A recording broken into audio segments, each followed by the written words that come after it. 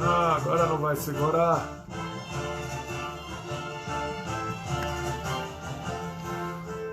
Deixa eu chamar.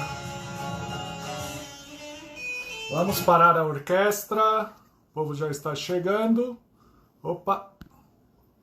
A gente entra aqui. Chama a Miriam. Miriam já está chegando. A gente vai desligar a nossa orquestra, que participou do nosso programa. Olá! Ouvindo. Eu achei que eu estava entrando bem na hora do Jesus Christ Superstar. Olha, tem orquestra. Não, amei. Oi? A chorus line. Tudo a ver. Vamos descansar um pouco, vocês, e pronto. Vamos lá começar Olá, a pessoal. nossa live.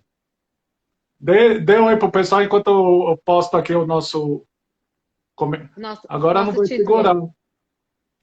Não tá segurando, deixa eu pôr aqui. Desvendando.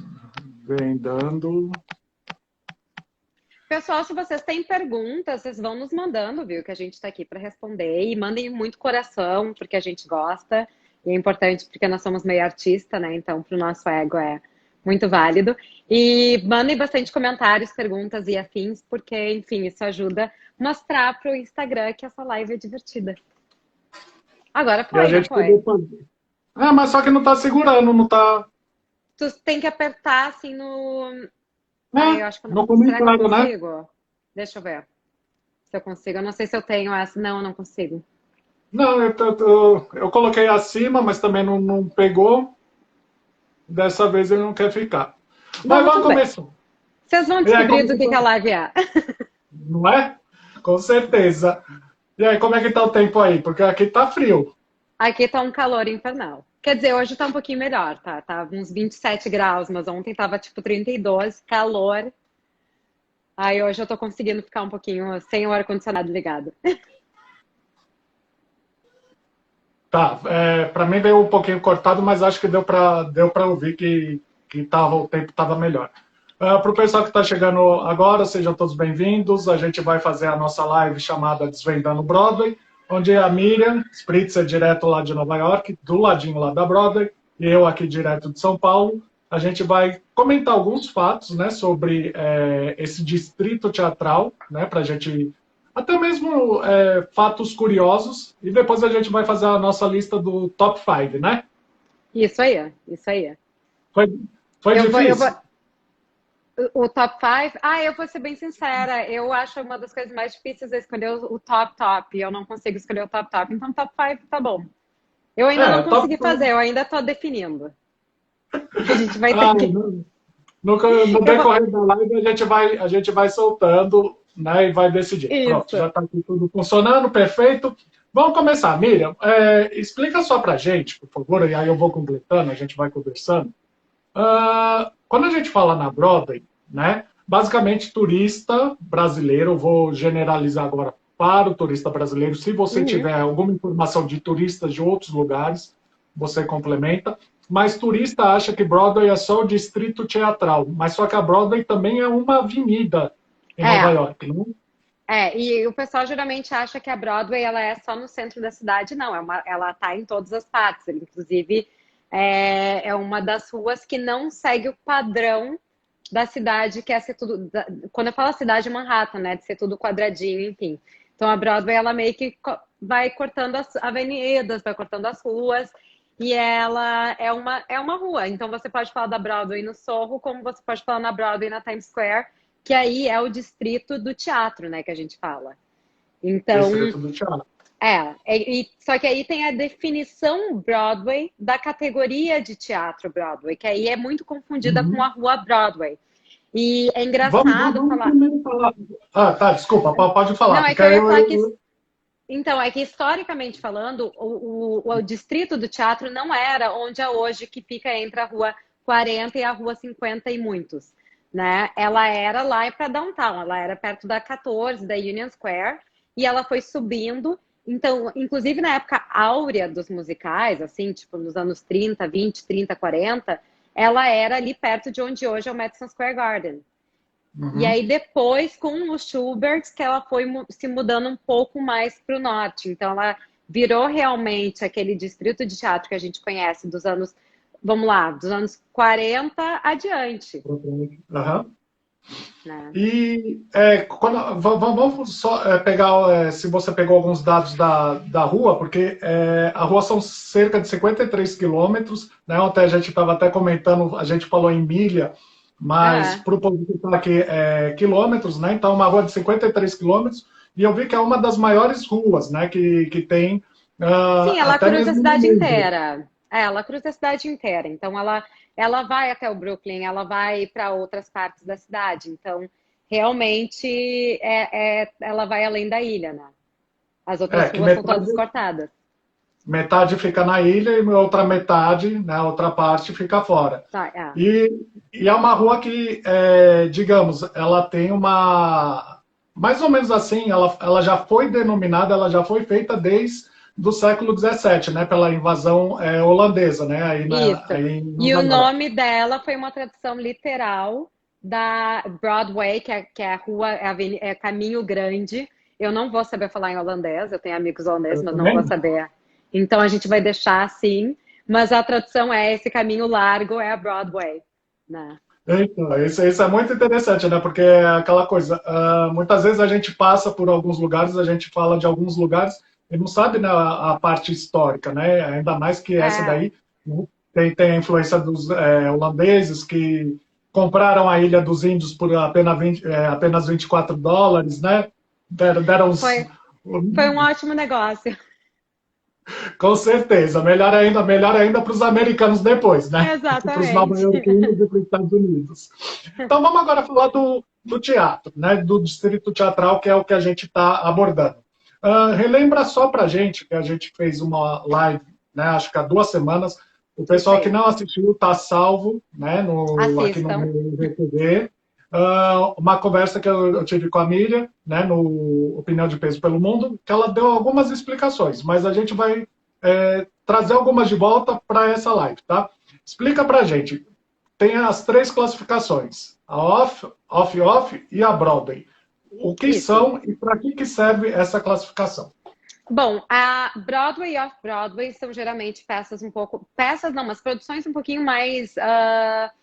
maiores no sentido de elas são mais organizadas, elas fazem parte dos sindicatos. Para um ator fazer parte do musical da Broadway ou Off-Broadway, ele tem que ser do Actors Equity. Os funcionários todos contratados, por exemplo, os stagehands, que são os holdings, né, que a gente chama no Brasil, também fazem parte do local, os músicos também. Então, essa é a principal diferença do Broadway e Off-Broadway para o Off-Broadway e o Regional. Né? Que aí são o Regional Theater e o Off-Broadway estão juntos com produções mais informais. Então ele já não tem, que pode ser aquela coisa do ator não vai receber dinheiro porque a produção não tem dinheiro, mas a gente está fazendo por amor à arte. Né? Uhum. Que a gente vê isso muito no Brasil. A diferença é que aqui a indústria como um todo ela é mais organizada. Então, quando a gente está falando de produção realmente oficial, é Broadway e Off-Broadway.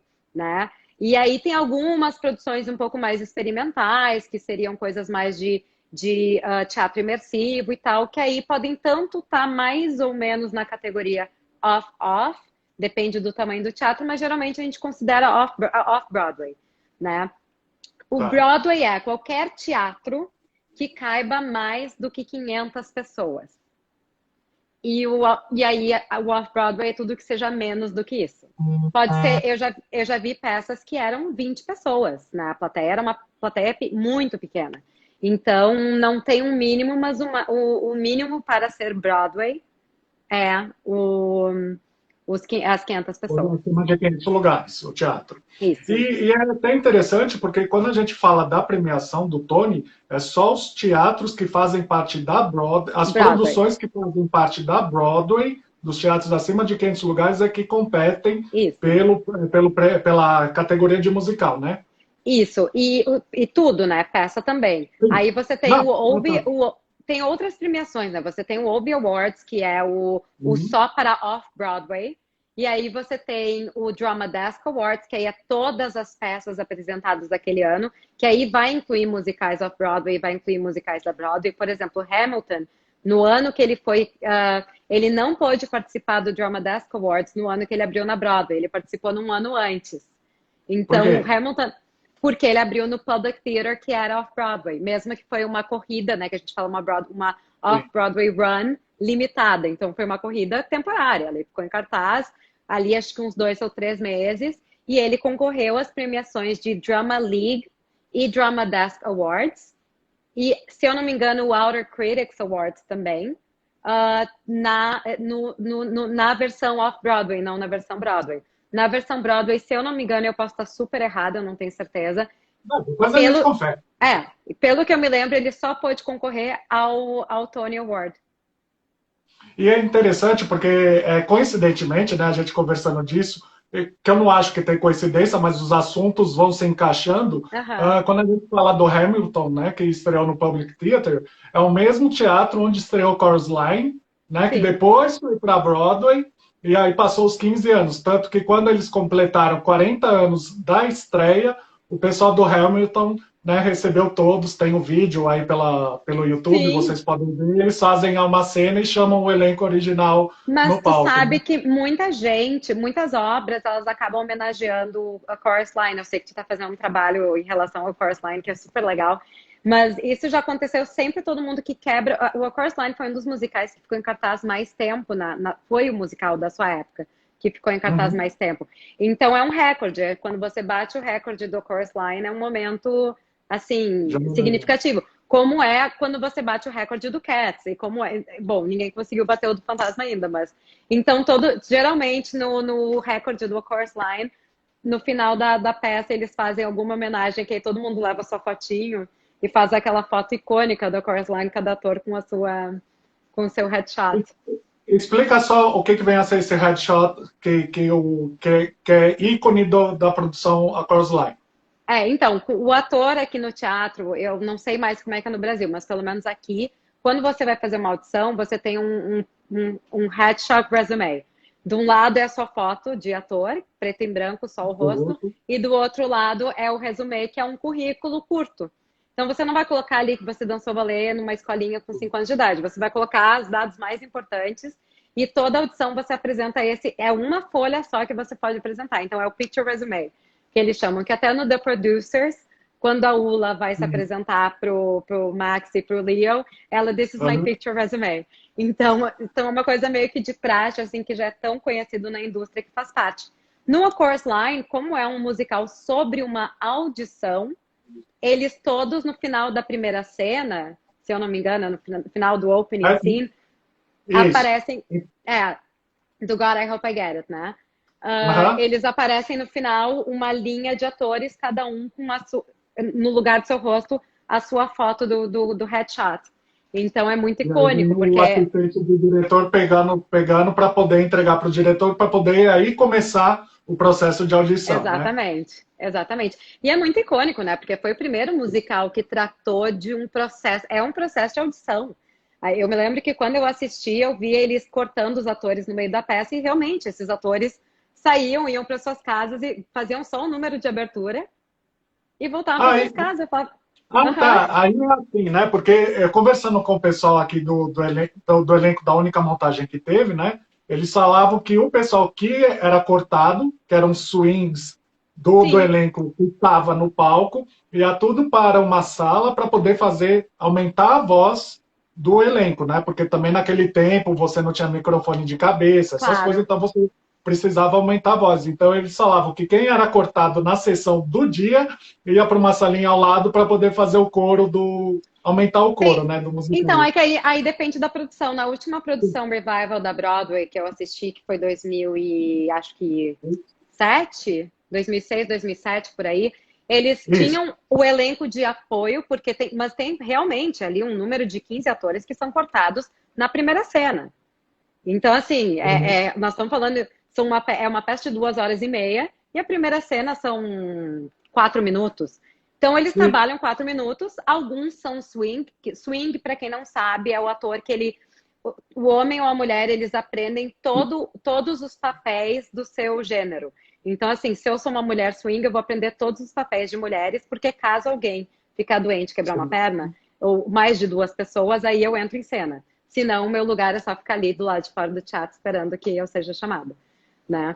Que serve até para evitar que, por exemplo, se alguém se machucar em cena, tenha que fechar, né, acabar a sessão, porque não tem ninguém para substituir, a peça não consegue continuar. Então, nesse caso, você tem swings lá para isso. Então, né? cada elenco tem em torno de 2 ou 3 pessoas extra. Para caso der, desculpem o termo, mas se der merda, tem 2, 3 pessoas para substituir. Mas às vezes dá muita merda e aí você realmente não tem aquelas 2, 3 pessoas e fica um buraco na cena. Isso já aconteceu em várias produções. E aqui eu lembro uma vez, já que a gente vai falar dessa peça com certeza, do musical, né, do Fantasma, por causa de todos os recordes que ele quebrou, mas teve dessa última montagem, o Fantasma estava lá no topo da ópera, ele simplesmente machucou as costas, tiveram que esperar abaixar, conseguir tirá-lo lá de cima, a pessoa que era o Raul se transformou no fantasma, alguém pegou o lugar do Raul e aí, então foi meia hora, mas é aquela coisa, acontece, né? E já aconteceu, o Fantasma, ele já tem várias histórias, né? Como é um musical que tem cartaz há muitos anos. Esses dias o Rio Panaro, que fez um Fantasma por muitos anos, contou, e o anjo, aquele que desce no final do primeiro ato, você tem um anjo que desce, e que aí tá lá tem no cúpula do teatro. Isso. E o primeiro ato, pretty much, termina com ele cantando, o fantasma canta um reprise de All I Ask of You, e aí a Carlota aparece, e aí, enfim, quando a Cristina aparece, ele puxa e cai o chandelier, né, o lustre. Então, esse anjo dá muito problema, aparentemente. E aí, o que acontece? Deu um problema que o negócio não voltou para cima, e durante o intervalo inteiro o ator teve que ficar ali, esperando. Só que o espaço é muito pequeno, então, assim, uma coisa é ele ficar ali 10 minutos antes da cena dele, ele aparece e tá ok, intervalo, vai embora. Outra coisa é ele ficar lá durante a meia hora do intervalo, esperando arrumarem o tal do anjo. Então, volta e meia, ele brincava que ele saía, ele dava uma olhadinha, aí as pessoas olham ali, o fantasma! Aí ele tinha que se manter no personagem. Mas o fantasma a gente já fala daqui a pouco. Mas antes, vamos continuar falando do distrito. Eu vi que são cerca de 41 teatros que estão dentro desse distrito, né? Isso. Que dentro dessa área que você falou, que é o 41 Broadway. 41 Broadway. Uhum. Não necessariamente dentro do distrito, né? Porque tem uns que se afastam um pouco. E agora tem algumas conversas que estão querendo transformar o Apollo Theater, que é no Harlem, em teatro da Broadway. E tem conversas também de transformar o BAM, que é no Brooklyn, também em teatro da Broadway. Eu, sinceramente, acho que não vai acontecer. Porque são estilos diferentes de teatro. Você não tem uma peça recorrente que vai ficar 2 anos em cartaz no Apollo. O Apollo, cada noite, tem uma coisa diferente, que é muito legal de ter cada noite uma coisa diferente. É a mesma coisa o BAM, que são também limited runs. Né? São peças em cartaz por tempos mais limitados, e peças excelentes. A temporada é curta, é limitada. Isso. E o Apollo, a gente tem que falar que foi um teatro importante na cultura negra, né? Dos Estados Unidos, da música norte-americana e mundial. Sim. Não, e até hoje eles têm o Amateur Night, que até hoje acontece e que descobre muitos talentos. Então, por isso que eu acharia uma pena chamar o Apollo de um teatro de Broadway, porque ele tem uma outra carga histórica, ele tem uma outra importância cultural que eu acho que ele não tem que perder. Né? Ele vai ser mais um teatro da Broadway, não. O Apollo é o Apollo. Né? Então é como chamar o Carnegie Hall de Broadway, não é? Carnegie Hall é Carnegie Hall. Com certeza. E são só 4 teatros, né, que ficam na Broadway Avenue, né, que é o Winter Garden, que é eu só lembro o Winter Garden Cats, não tem como, Roundabout. Roundabout Theater, ele é novo, Que música? Que peça que passava lá? Que musical? Não, o Roundabout Theater Company é uma companhia de teatro. Né? Aí você tem o Broadway Theater, que é na Broadway, que é onde foi em cartaz o Miss Saigon, que ficou anos. O Marquise. Circle in the Square também, teoricamente, é na Broadway. E o Uhum. Gershwin também é na Broadway. Só que a entrada é do lado, mas o teatro, de fato, é na Broadway. Fica Eu no Avenida. E o Marquise Theater, que é no Marriott Marquis, que é no Marriott Hotel. Que está lá na área central, né? É, mas eu acho que realmente, assim, quando a gente volta, isso eu já estudo história da Broadway há muito tempo, e o nome Broadway tem mais a ver com o, O com a gênero, de- não é? não o gênero, mas com o tamanho do teatro, porque a gente chama de Broadway, ele tem muito pouco a ver com a região. Então Uhum. é engraçado que a gente fala muito do Distrito, distrito de teatro. do distrito. E a mesma coisa acontece em Londres, porque Londres também tinha um distrito de teatro super focado, que hoje já dispersou. Então, porque aí não é só mais o. Antigamente era na Piccadilly Circus, aí a Leicester Square também é. Então, assim, são 3 paradas de metrô, mais ou menos, na Broadway, né? Uhum. Quando a gente fala o distrito de teatro aqui de Nova York. São mais ou menos 3 paradas de metrô também Em em Londres. Londres. Isso. E aqui em São Paulo a gente chegou até ter um distrito, né, chamado a Broadway Paulistana, que ficava lá no Bexiga, né? Sim, Todos os teatros que eu estou falando até agora, desculpa, todos os musicais que eu estou falando até agora passavam no Sérgio Cardoso, que era um dos maiores teatros da época, da década de 80. Aí tinha vários teatros nessa região, era chamado aí a nossa Broadway Paulistana, e depois, com o surgimento do Teatro Abril, que virou abriu. Teatro Renault, e depois a mudança para outras áreas, aí aquela área começou a sofrer uma decadência, né? E só o Sérgio Cardoso está aberto. Mas vamos falar agora sobre as salas de teatro. Explica Vamos. para a gente que o teatro costuma ser dividido em 3 áreas e cada área tem o seu preço, né? Quando você Sim. vai comprar um ingresso, você pode comprar em 3 áreas. Então, é que isso é uma coisa bem tricky, né? Porque você tem ingressos baratos em qualquer uma das áreas, ingressos Sim. caros em qualquer uma das áreas. Depende do estilo da peça. Por exemplo, o Spider-Man, que era uma peça que precisava ver o céu, dependendo de onde tu estava, mesmo no último mezanino, era caro. Porque tinha gente que queria ver o Spider-Man voando assim no chão. Por No cima. chão não, mas Uhum. embaixo.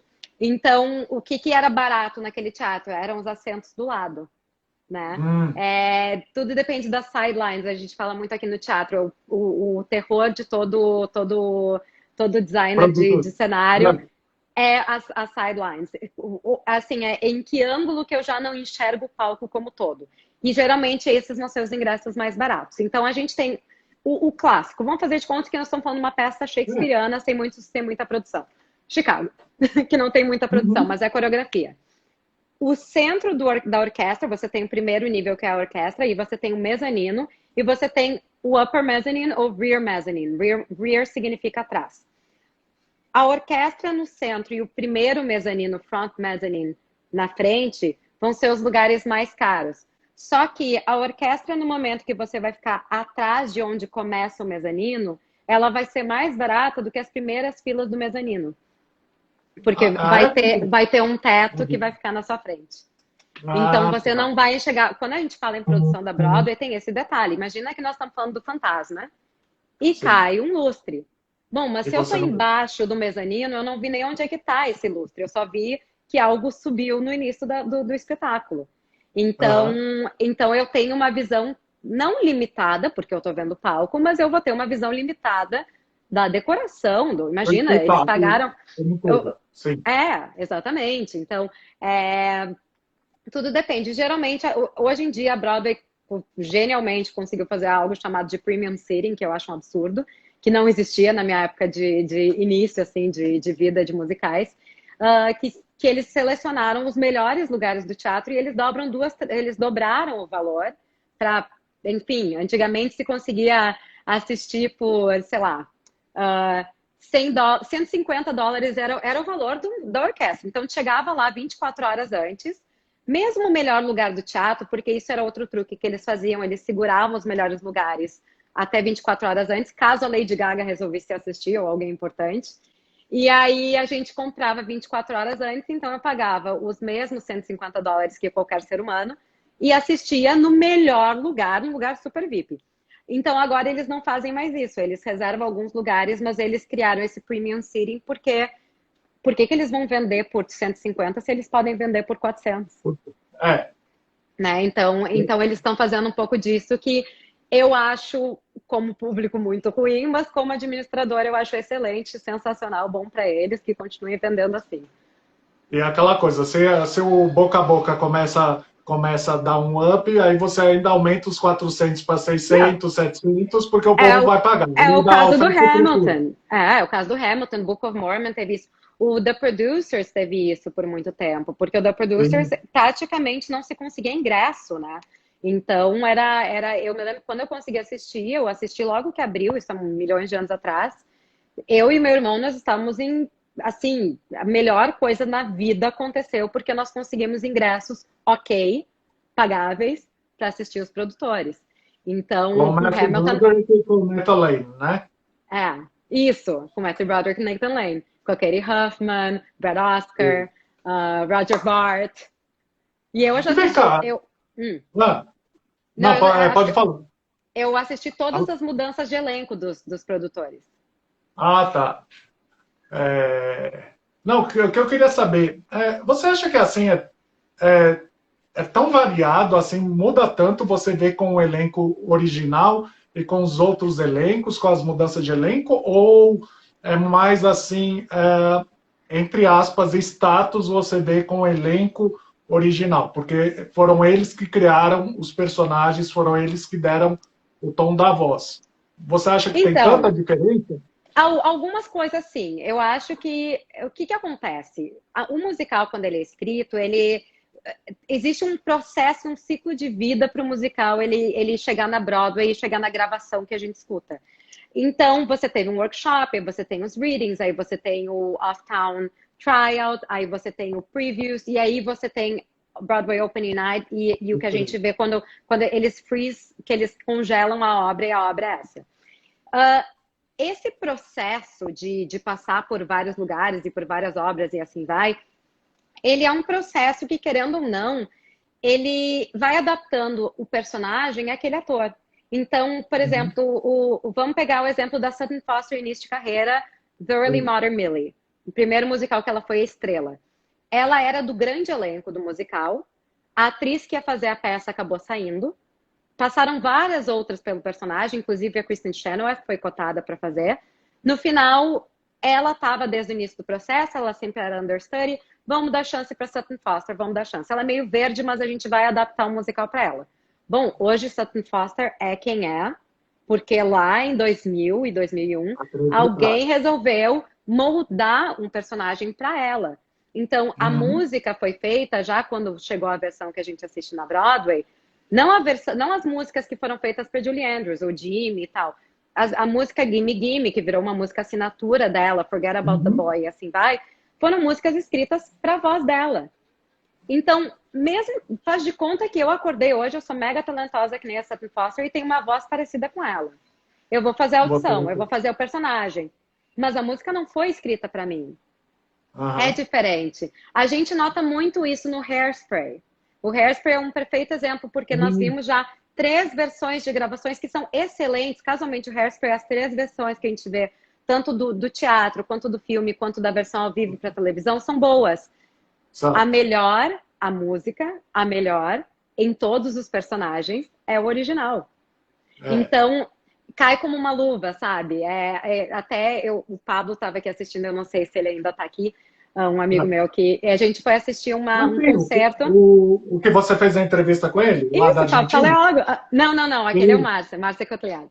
A gente foi assistir concerto em homenagem ao Mark Shaneman e o Scott Whitman, que são os compositores e a dupla que escreveu o Hairspray. E aí, lá pelas tantas, apareceu o momento do Good Morning Baltimore. Para quem não sabe, gente, Good Morning Baltimore é um dos melhores números de abertura de espetáculo que tem. Eu, assim, aparece uma janela de manhã, eu canto Good Morning Baltimore, né? Qualquer pessoa que ama musicais sonha e acordar toda feliz que nem a Tracy. E aí vieram 3 atrizes cantar ao vivo. Mas sem sombra de dúvida, a melhor que deixou todo mundo arrepiado, que as pessoas se emocionaram e foram aplaudir de pé no final o número, foi a Marissa. A Marissa J. Agora esqueci o sobrenome dela. Então, é um pouco disso. O musical foi escrito para eles. Eu, por exemplo, não gosto, e agora eu vou dar uma opinião um pouco controversa, eu não gosto do Lin-Manuel Miranda como ator. Eu acho ele um excelente compositor, eu acho ele letrista, além do excelente letrista maravilhoso. Tudo. Exatamente. Quando eu assisti In the Heights com ele, assisti In the Heights com o Javier Munhoz, que é o understudy dele em tudo. Sim. Eu amei com o Javier Munhoz. O Lin-Manuel, eu acho que ele é maravilhoso, ele como criador é excelente. Mas aí você coloca ele do lado do Leslie Odom Jr., e mostra o quão ele não está preparado em comparação. Não está no mesmo nível, né? Mostra um desnível. Exatamente. Por outro lado, se ele escreveu o papel para ele, funciona. Eu ainda prefiro o Javier Munhoz, que aí não é o original. Ele é o understudy. Só que ele é um understudy que está com o Lin-Manuel desde o processo de criação. Então, por exemplo, o Roger Bart, quando fez o Leo Bloom, que ele foi o segundo Leo Bloom dos produtores, ele foi excepcional, porque ele era o understudy do Matthew Broderick. A mesma coisa com o Brad Oscar, que também foi o segundo Max Bialystock, do The Producers. Eles já faziam o personagem quando os outros atores não podiam fazer. Então, nesse sentido, quando essas obras foram escritas, elas foram escritas também com os understudies, né? Agora, sim, aí nós vamos pegar uma obra, por exemplo, um Fantasma da Ópera, que está em cartaz há 40 anos. Já não passaram 30 fantasmas, então... Não dá. O pobre do Michael Crawford não tem mais condições, entendeu? Nem o Andrew Lloyd Webber mais consegue. Então, assim, a Sarah Brightman já não tem mais aquelas notas.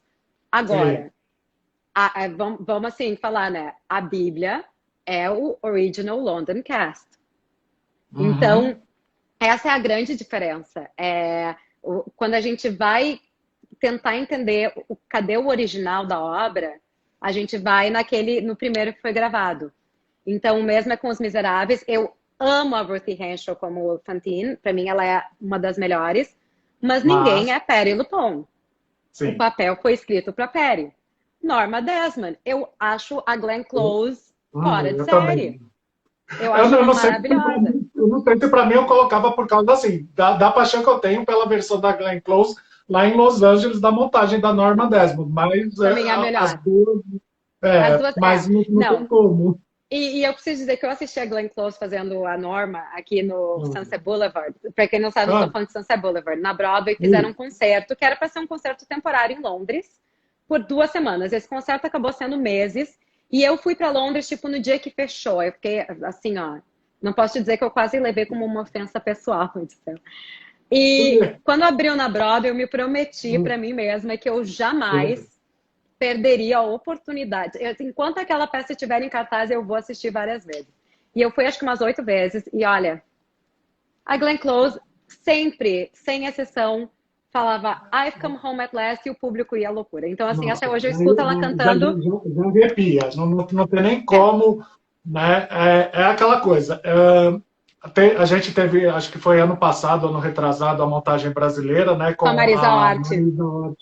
E com a Andresa Massey, que tem que falar das duas, né? É aquela coisa.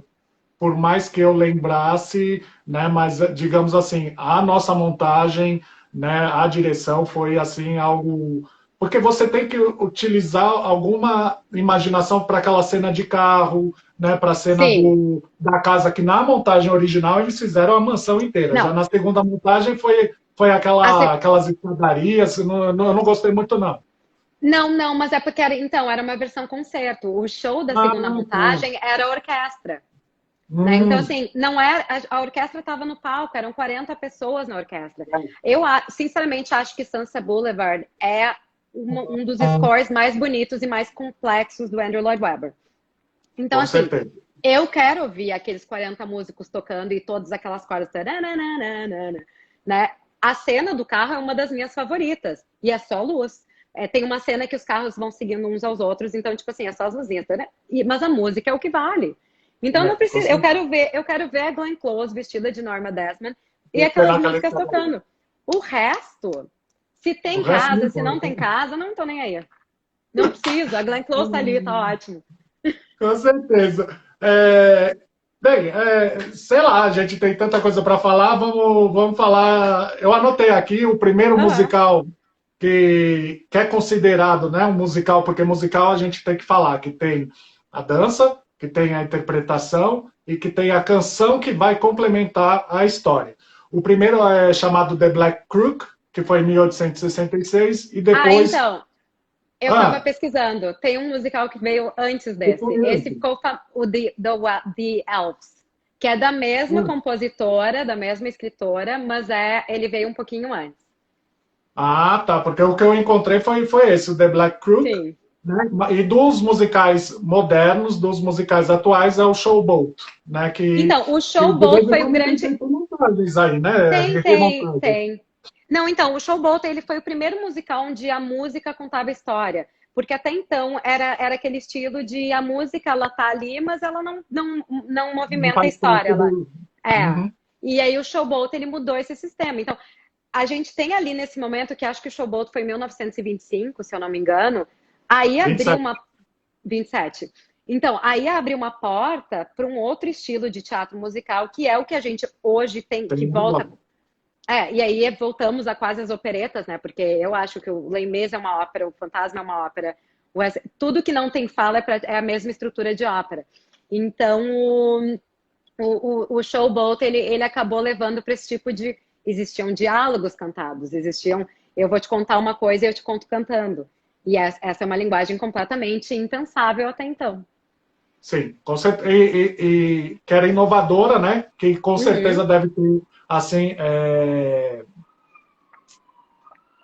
tipo assim, não assustado, mas eu falo que nem o do Chorus Line, que você muda completamente, né, uma trajetória, você surpreende. É o primeiro musical, deve ter surpreendido bastante o público original que já esperava um outro tipo de espetáculo. Claro. Né? Mas a gente, quando fala, agora eu tô tentando lembrar qual é o nome do musical, que tem aquela música If I Love You. Eu acho que é Carrossel ou... É um desses, assim, dessa época, do Rodgers e Hammerstein. A ideia de falar If I Loved You, né? Se eu te amasse, isso já foi um groundbreaking para a indústria. Porque era uma... Eles confessavam amor um para o outro, mas eles não estavam dizendo isso. Naquela época, quando se falava de musical, tinha que ser tudo muito claro. E aí, quando começou a se trabalhar com imaginação, imagina, hoje em dia é uma coisa super natural. O Hamilton tem conversas com ele mesmo na cabeça dele durante a peça inteira. Happy, né? E naquela época... Desculpa, mas para o pessoal, é lógico, a gente não tem aqui a Disney Plus, mas vocês podem encontrar aí. Mas eles viram, a gente sabe que eles viram. Mas vejam, tem uma série de programas no YouTube explicando assim cenas que você não percebeu, né? Assim, veja aquilo que você não percebeu. Aí você começa a rever, nossa, dá uma outra visão, você tem uma outra visão, você tem um outro entendimento, é aquela coisa. Você pode ver a mesma coisa várias vezes. Quando você descobre uma coisa nova, parece que olha que novidade, né? Eu acho muito, muito legal isso.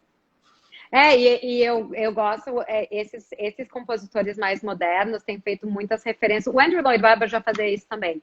Mas eles fazem referências aos seus próprios musicais, às vezes, e a outros musicais. Então, o In the Heights, por exemplo, ele começa com a mesma batidinha do West Side Story do América, né? Então, como é tan, tan, tan. É a mesma batidinha com o mesmo instrumento, agora eu não me lembro qual é o instrumento, mas aí ele quer fazer uma referência ao West Side Story, porque nós vamos contar uma história num teatro musical, que hoje nós só temos o In the Heights, porque um dia a gente teve o West Side Story. Que mostra a vida tanto dos americanos do WASP, que são os brancos, e dos latinos. Dos latinos, dos porto-riquenhos. Bom, a gente sabe, a gente conhece, quando fala de Broadway, a primeira imagem que vem à mente são aquelas luzes, né? Sim. Que um dia elas já foram brancas, né? Então, na época pré-Segunda Guerra Mundial, até hoje a gente chama Broadway The Great White Way, porque era um dos únicos lugares da cidade que pela iluminação ficava totalmente branco, então tu conseguia enxergar a rua de qualquer lugar. E então até hoje em dia, quando vocês forem ler alguns artigos, algumas coisas sobre Broadway, para variar o nome, né, de Broadway Theater District, muitos autores escrevem The Great White Way. E é por causa disso. Então era conhecido assim como no início era conhecido como Rua Larga, depois virou como Rua Branca. Porque também foi uma das cinco primeiras ruas aí de Nova York a serem iluminadas. Né? Exatamente. E durante a Segunda Guerra Mundial, eles tiraram a luz para economizar energia elétrica e os moradores da região pediram que continuasse, porque era algo muito característico da cidade. Então, que eles até se comprometiam a talvez não terem eletricidade, mas que a Broadway tinha que ter. E vem cá, e alguma vez a Broadway tem suas luzes apagadas? Eu sei de uma situação, mas quais são as situações que acontece isso? Então, luzes, eles baixam as luzes, né? Eles não apagam as luzes quando alguém morre, alguém importante da indústria morre. Então, por exemplo, agora que o Nick Cordero, que é o ator que faleceu há duas semanas atrás, ou uma semana atrás, foi domingo sem ser o último outro. Aí baixaram as luzes como uma homenagem. É como uma homenagem a quem pertence à academia da... Exatamente. Mas é a quem pertence à academia da Broadway, né? Claro que eu sou uma atriz que nunca fez Broadway, que nunca fui do Actors Equity nem nada. Talvez eu não seja reconhecida dessa forma. Eu espero que como crítica, talvez. Mas a Joan Rivers foi o único caso como alguém que não era da indústria da Broadway, mas que ela sempre apoiou muito e sempre foi uma grande influenciadora nesse sentido, de fazer as pessoas irem para o teatro e doava dinheiro para a indústria. Então, no caso, quando ela faleceu, isso aconteceu. Aconteceu no 11 de setembro, que realmente tudo ficou desligado. Aconteceu no apagão do Upper West Side do ano passado, do West Side no ano passado, teve um apagão, mas aí foi um apagão, não foi porque a Broadway queria. E durante greves muito grandes eles também fazem. Então, teve a greve dos músicos, que aí foi quando a Broadway realmente se desligou em 2003.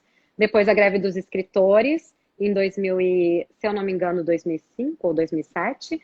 E teve a greve dos stagehands. Mas teve várias greves, e são greves geralmente de sindicatos relevantes aos shows, né?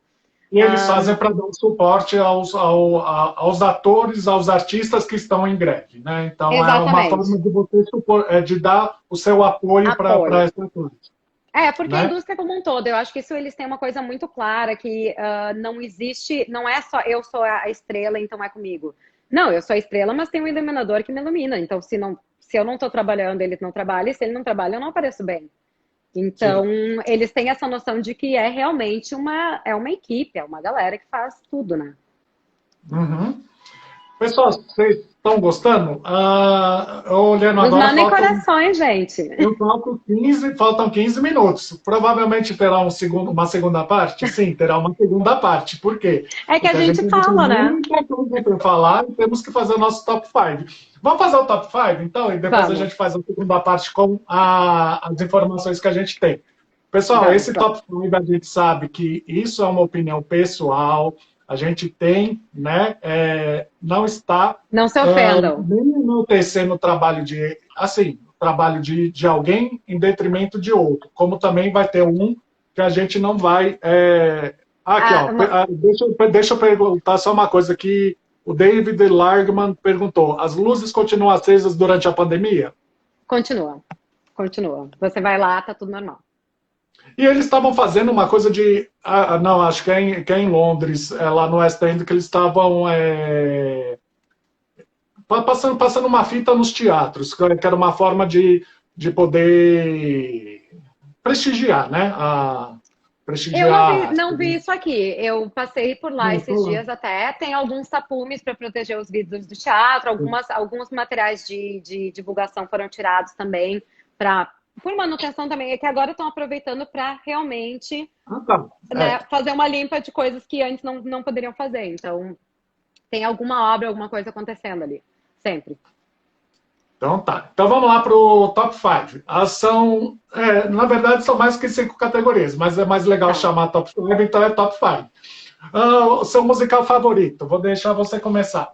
Tá, eu não tenho como escolher um favorito, eu tenho dois que eles estão empatados e moram forever no meu coração. O Fantasma e Les Mis. No meu vou pegar, eu peguei pela quantidade de vezes que eu assisti, né? Até Aham. mesmo no exterior, quando eu pude viajar aí para Nova York e também para Londres. Eu falo que é a Bela e a Fera, que foi o que eu vi mais vezes, e Ai, o Fantasma gente. da Ópera. Não É que o Bela e não a tem Fera como colocar. eu amo muito a animação do Bela e a Fera. Eu amo o musical também, espero que tenha um revival. Mas como, assim, teatro musical pra mim é que Bela e a Fera vai pra Disney. Teatro musical é o Fantasma e os Miseráveis. Porque é aquela coisa, o meu gosto vocês vão ver, meu gosto é mais infantil, meu gosto Ai, é mas o meu Disney, meu gosto também. é esses Eu musicais amo, eu alegres. amo. Eu Então, acho, sinceramente, que o Bela e a Fera foi um masterpiece, foi uma obra de nossa, arte. nossa. Mudou, Para vocês já mudou o que começar que era a desse jeito, indústria. para Claro, começar total. desse jeito, já está mais de 25 anos em cartaz a indústria de teatro de musicais da Disney, né? Então, Sim. e eu consegui ver a montagem grande, né? A montagem oficial, e vi as montagens de turnê, que eu vi tanto em Orlando, não lembro se eu vi quando eu morei em Fênix também, né? Então, Sim. consegui ver as Eu montagens vi, grandes e as montagens de viagem, as eu montagens vi de no turnê que eu vi. Brasil, eu vi Ah, em também Londres, eu vi. vi em Nova York e vi no Brasil. Então, é aquela coisa. Mas tem outros também que eu adoro, que variam. Musical que a gente ama, mas ninguém pode saber. Ou seja, aqueles musicais que não são Aí eu tenho vários. Eu tenho considerados vários. musicais, mas a gente Eu, ama. eu, eu tenho um péssimo gosto, tá? Bom, primeiro Ah, assim, ó, eu amo Mamma Mia, o filme. E eu acho um absurdo que Mamma Mia 2 não ganhou um Oscar, porque eu acho que foi ainda melhor do que o primeiro. Então eu sei que como crítica eu não posso gostar, e principalmente o 2, mas eu amo, eu acho sensacional. Mas isso é filme. Peças. sim. Os meus são tão vergonhosos que tu não deve conhecer. Eu Você me falou, amo, mas eu não sei. eu te falei. Mas, Os é. meus são muito vergonhosos, são coisas muito específicas que não chegaram a nem ficar muito tempo em cartaz. Um que eu amo, e assim, volta e meia eu volto a escutar, é o Little Women, que foi com a Sutton Foster. Eu vi 6 vezes no teatro. O musical ficou em cartaz por 3 meses e eu vi 6 vezes. E eu amo, amo. Para o povo em português, Little Women, acho que o nome do filme em português era Pequenas As mulheres Mulherzinhas. ou Pequenas mulherzinhas. Mulheres, Ah. As Mulherzinhas. Tem o livro e tem algumas, É. algumas montagens, alguns filmes. E o E outro o é outro, Wonderland, do Frank Wilhorn, que é o mesmo compositor de Jekyll and Hyde. Inclusive, ele é conhecido como um compositor de musicais ruins, e eu adoro praticamente todos os musicais dele, inclusive Jekyll and Hyde. E, e eu não posso dizer que Cats é um musical ruim. Eu lamento para vocês que eu não tenho capacidade emocional de dizer que Cats é um musical ruim. Eu acho um musical excelente. eu também eu vi Cats em Londres, eu vi Cats em Nova York, Eu não vi também. aqui, não vi aqui, Eu vi, mas a tô de gente toquinho. pula esse assunto, mas eu não vi aqui no Brasil. Mas o meu top de linha é Joseph and the Amazing Technicolor Cult, que é a história de José do Egito, Maravilhoso. de Andrew Lloyd Webber, que foi um musical feito para ser apresentado em colégios, tanto que Isso. é permitido que ele seja montado como curso de teatro em vários colégios britânicos, tem até o The Shows Must Go On, que Isso. vocês podem acompanhar. Que o Martin Callahan, que é um amigo meu que eu já entrevistei, quem quiser ver no meu Instagram, tem entrevista ali, que participou. E eu acho maravilhosa essa versão do vídeo, porque além de ela ser breguíssima ao extremo, ela tem uma jovem Maria Friedman, que está usando assim Sim, as roupas assim mais anos 80, borderline você. 90. Assim, gente, é sensacional. Vocês têm que olhar só para ver o figurino da Maria Friedman. E o Donny Osmond, né? Sim, que foi o primeiro. Que Não, foi o não, não, não primeiro. foi. Não, ele Não, foi o mais não foi o famoso. Doni, foi aquele que cantava com a. Ai, aquela cantora pop famosa, que sofreu, que passou de câncer, é australiana. Não, foi o Doni depois que veio. Então, Ah, essa daí. é, Tem, tem, isso. Eu acho que foi Donny é, Osmond. Um amigo Não, meu, o Davi Lagman foi o comentou Boni, depois que veio esse australiano. Mas é o, que também eu tenho o CD dos dois, então é por isso. o Davi Lagman comentou do musical terrível que a gente assistiu, que eu também adorei, chamado Bonnie and Clyde, que Ah, que era alguém com, comentou. é, que era com a, agora esqueci o nome dela, Laura Oz, e qual era o nome do ator principal? Ele tá no The Last Five Years, que eu esqueci. Ai, Do Newsies. sim. Ele é famoso. Ah, que todo mundo fala, que todo mundo Ele tá no gosta. Smash, exatamente, esse aí. É. Alguém comenta Mas aí o nome dele daqui a pouco. o Joseph, eu acho que chegou a ter Jeremy uma. Jordan. Jeremy Jeremy Jordan. Jordan. O Joseph chegou a ter uma montagem pequena aqui no Brasil, mas eu nem sei aonde que é. Eu lembro que era ou no teatro lá da Apeninos, o Teatro Santo Agostinho, mas foi uma montagem tão curta que merece vir aqui para o Brasil. É aquele musical que você vê, você sai contente, você sai É cantando. feliz. E é um musical para você ser feliz. E é isso. Musical Não Volto. Eu vou Eu não sei. começar. Vou deixar Tu você pensar começa, um pouco. começa. Eu tenho que pensar. Eu sei que eu vou ser, né, vou ser buzinado, mas eu não volto no Ranch. Já tentei ver, não gosto, Acabou a nossa não amizade. entendo. A peça não me pega. Eu não Eu consigo. amo Rand. Eu não ouço as músicas, eu não consigo, mas é aquela coisa. Eu não volto, já vi acho que duas vezes, mas não vai. E outro que por ver a montagem brasileira, né? Eu não sei como é a montagem americana, mas In the Heights não me pegou. Esses In the dois é Heights não aquilo me, que eu não voltaria. In the Heights não me pegou quando eu assisti, mas eu escutaria o score. Eu escutando o score, eu voltaria a assistir. Eu amo Rand, então nós vamos ter que Hum. conversar depois dessa live sobre Rand, porque eu fiquei chocada com essa informação. Não, Eu acho que. e você sabe que eu vejo história, eu entendo, eu procuro por trás, Sim! né? Eles já estão Mas, falando que eu mas eu vou ser acho que o musical tem cancelado. disso. Eu acho que tem um pouco disso, assim, de não é todo musical que você vai gostar, e às vezes o Não. musical é genial. Eu assisti Passion, do Sondheim, que eu acho um musical genial, mas me incomodou demais. Era um musical que eu fiquei muito incomodada assistindo. E eu me dei conta ali que não é. Eu fui na jornada que eles me ofereceram, era uma jornada desconfortável, era para me incomodar. Então, teve isso, assim, foi para mim Entendeu o objetivo. uma lição de eu tenho que entender, tipo assim, essa não é uma viagem que talvez eu queira fazer hoje, ou entendi, esse é o processo esse é o caminho que eles querem fazer. É um espetáculo, eu gosto de Passions, mas não é todo dia que eu assistiria. Eu acho que um musical que eu tenho muita preguiça do segundo ato é o Spring Awakening, o Despertar da Primavera. Eu gosto Eu de já momentos, eu gosto, mas eu tenho um pouco de preguiça. Assim, quando eu penso, eu vou assistir de novo o segundo ato, não tem condições.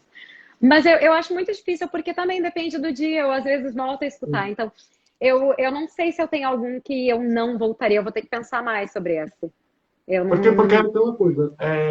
Lógico, isso daqui é pessoal, mas quando ou me incomoda, aí que eu vou que eu vou procurar me informar mais sobre o musical. Então, eu sei todo o background da história do Ranch, eu sei todo o Sim, contexto histórico, eu sei tudo. Atinge esse objetivo? Atinge. Me conquistou, não me não. cativou, não fez com que eu, assim, nossa, eu vou ouvir ou eu vou rever, para mim não dá. Eu não Vamos sei. mudar. Aham, Pode eu falar. não sei se eu tenho um musical. A Mayara entrou agora. Mayara, tu te lembra de algum musical que eu não voltaria a assistir, que eu odiei? Alguma coisa, de repente ela vai lembrar, porque a gente trabalhou muito tempo juntas no Funny Girl. Eu não me lembro de nenhum assim que nem a pau, nunca mais, nem que me paguem. Mas eu vou pensar. Se eu lembrar, eu te Então aviso. vamos no musical, quer dizer, no musical não, na trilha sonora que já furou o disco, né? Que antigamente a gente tinha disco. A gente punha, né, o disco ficava Fita rolando na cassete. vitrola e aí já furava o disco. O Ou seja, cast que não sai da recording. nossa playlist. Qual que é o musical que você ouve qualquer hora do dia, qualquer dia, sempre que dá vontade? Então, eu gostei de Rock of Ages, a peça. Gostei de Mamma Mia, a peça. Não amei Mamma Mia, a peça, mas gostei. Tipo, eu voltaria. Aí é que tá, eu voltaria a assistir. Musical, bom, pra mim, assim, que queimou o disco, o Original London Cast do Fantasma, não, assim, não, se um dia eu não tô muito bem é o que eu vou ouvir, se um dia eu tô muito bem é o que eu vou ouvir, assim, não tem tempo ruim. O 10th Anniversary Concert do Les Mis é o meu go-to Les Mis, assim, é o que eu gosto de ouvir. Mas aí tem alguns diálogos que não tem, aí eu tenho que buscar em outras gravações. Então. Aida é um álbum que eu volto muito. Lindo. The Last 5 Years, também. O original, né? Que mais? Eu não sei te dizer, eu tenho tantos... Eu escuto muito musical, né, gente? My Fair Lady com a Julie Andrews. O meu é fácil. O meu é Joseph. Joseph eu sei de trás para frente, de frente para trás. Eu sei todas as cores do casaco dele, né? Que é um casaco muito colorido. Eu sei cantar, o povo só canta as cores básicas, eu sei de trás para frente. Outro, Mamma Mia. Mamma Mia para mim é especial. Para mim também, o filme. Tirando a música do casal, eu não gosto. Aquela música eu acho muito deprê. The Winner Takes It All. Meu Deus do céu. Amo! Não, o melhor é a dramaticidade do The Winner Takes It All. Eu acho maravilhoso. E eu gosto assim, ó, se é pra cortar, eu gosto nem mesmo, né? Se é pra cortar os pulsos, eu quero desgraça, sabe? I had a dream my life would be, sabe? E outro que eu amo... eu gosto do Wicked também, o Wicked é um go-to. O Wicked também eu gosto, E Pippin também, Pippin eu gosto muito. Mas o outro que eu gosto, assim, que eu ouço, que eu já vou ver na peça inteira, é o The Book of Mormon. Aquilo dali, cada vez que eu ouço, eu morro de rir. Nas partes de comédia, já me vem na cabeça as cenas do coisa. Então, pra mim, eu gostei de Book of Mormon. Eu não amei Book of Mormon. Eu prefiro assistir Avenue Q. Avenue Q, pra mim, não eu assisto qualquer hora. E assim, Beautiful, dos Jukebox Musicals, Beautiful, eu volto e meia escuto quando eu vou correr. Jersey Boys eu amo, eu acho que eles fizeram um trabalho sensacional contando a história com a música. Tem vários. Eu gosto de tudo, né, gente? É difícil. Pessoal, vocês gostaram do bate-papo? Então, em breve a gente vai marcar a segunda parte, tem muita coisa ainda para falar. Ainda tem mais alguns itens do nosso top 5, que na verdade a gente só fez top 4, mas infelizmente o tempo está acabando. Miriam, obrigado de novo por obrigada, participar. Foi muito bom a gente poder conversar e falar sobre... Mas qual era a última pergunta dos top 5? Não, então, tinha aquele musical que quando vai turista ir para Nova York, você tem que levar. Completa com isso. Fantasma. Sempre. Fantasma. Gente, se quem não viu Fantasma tem que ver Fantasma e quem já viu tem que ver de novo.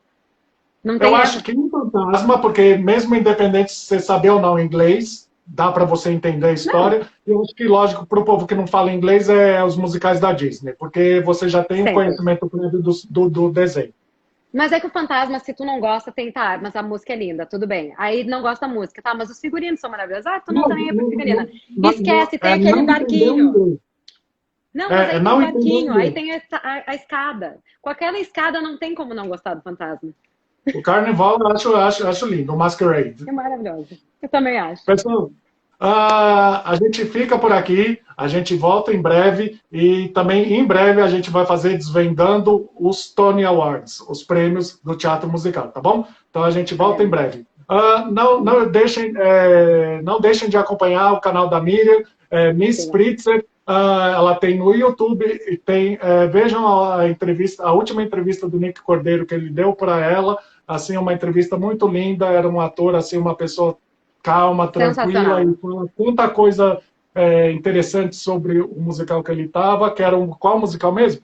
A Bronx Tale, do Alan Menken, que é o compositor dos filmes da Disney que a gente ama. E que tem o filme do Robert De Niro, que foi o diretor desse musical. Isso. Então, prometido a gente retornar, né? Voltaremos. Quando quiser. Eu sempre topo. Falar de musical é ótimo. Obrigada a todo mundo por assistir. Quem me segue, não segue o Rodrigo aqui no Opinião de Peso, sigam ele. Quem segue ele, não me segue, me sigam. Então, mantemos contato. Com certeza. Obrigado por terem visto e até uma próxima. Até.